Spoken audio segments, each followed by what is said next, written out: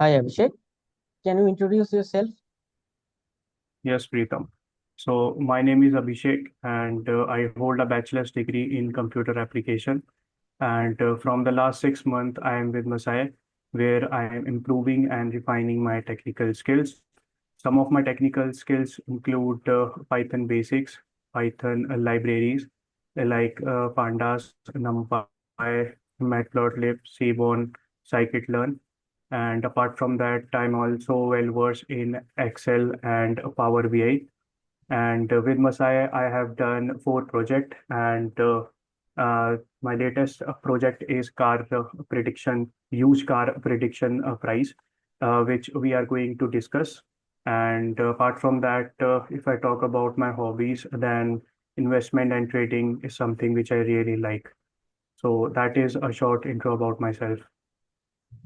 Let's go with Q&A. So your first question will be, what is the scope of the project and why did you choose it? Okay, so the scope of my project was to predict car prices accurately based on a feature like mileage, year of manufacturing, engine volume, and many more features. And then I built an interactive dashboard for the easy use for the user. I chose this project because predicting real world prices is both practical and challenging. It tests skills in data cleaning, machine learning, and deployment. Plus, car price prediction is a very relatable problem, which made it more exciting and meaningful to work on. Okay. Your second question is, can you walk me through the most challenging technical problem you encountered and how you resolved it?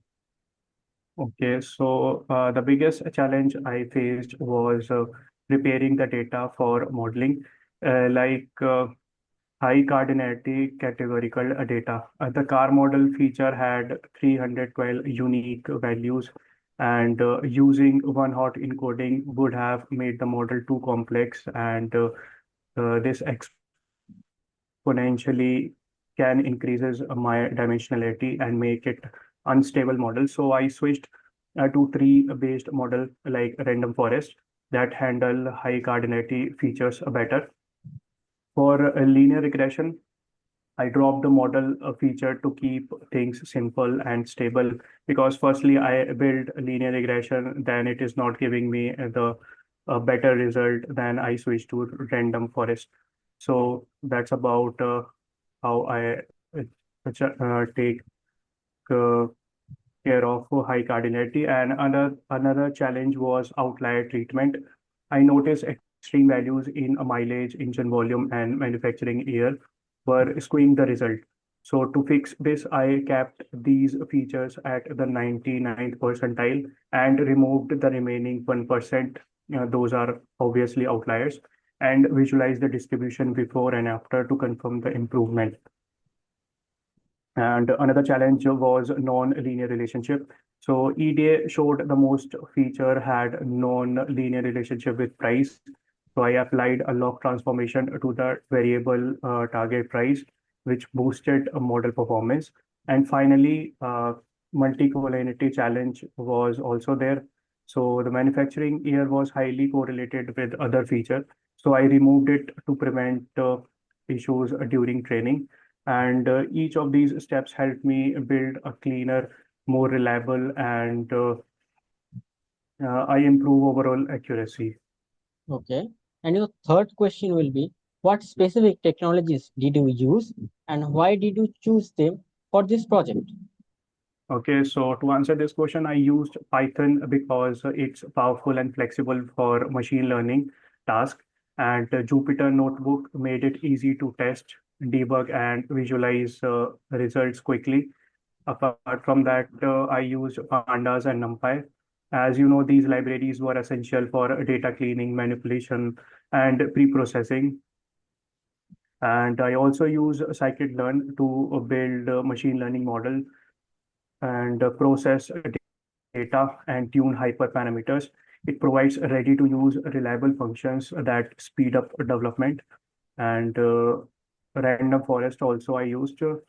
After trying multiple models, like I said, firstly, I trained on linear regression. Random forest gave me the best results. It is robust, handle missing values, reduce overfitting, and works well with different types of data. And finally, I use Streamlit for dashboard creation. Okay. And your fourth question will be, can you explain a situation where you had to make a crucial decision that impacted the project decision directions? Okay, so as I also mentioned earlier, during model selection, I first trained linear regression model, but it could not handle the complexity of the data well. I then switched to a random forest model, which performed much better. I also performed hyperparameter tuning 3 times, trying to optimize the model, random forest model also. However, after testing, I realized that the base random forest model without heavy tuning was actually giving the most accurate and stable result. So finally, I chose to stick with the base model and made the project more reliable and saved time, allowing me to focus on building a smooth and effective dashboard. Okay. Now, last question will be, can you explain the architecture of your project, why it was designed this way? Okay, so the project architecture is designed to be simple, modular, and efficient. So my first layer is data processing. Under this, I use pandas and NumPy for data cleaning, handling missing values, converting categorical variables, and standardization of numerical columns like mileage and engine volume. And this made sure the data set was clean and ready for modeling, which is very important. And the second layer is modeling layer. I trained firstly on regression and then I shifted to random forest. And for this, I use scikit-learn. And I also tried hyperparameter tuning multiple times, but in the end, I choose the base random forest model because it is giving me the most accurate and consistent results. And finally, visualization and deployment layer. For this, I used Streamlit tool, which makes prediction results in which shows prediction results in a much user-friendly way. And to answer another question that you have asked, why I designed this way. So I designed in this way to keep things simple, fast, and easy to manage.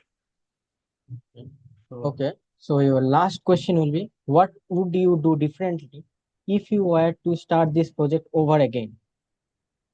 okay, so if I get the opportunity to work again on this particular project, then I would spend a little more time experimenting with more models and different feature engineering techniques available in scikit-learn. And I would also set up hyperparameter tuning in a more automated way, maybe using tools that are available, which I'm learning right now, that is QNA and grid search CV pipelines to save time. And for the dashboard, I would plan the UI UX design from the beginning. So it looks even more polished and user friendly. And overall, I had focus more on efficiency and polish right from the start. Okay. Thank you.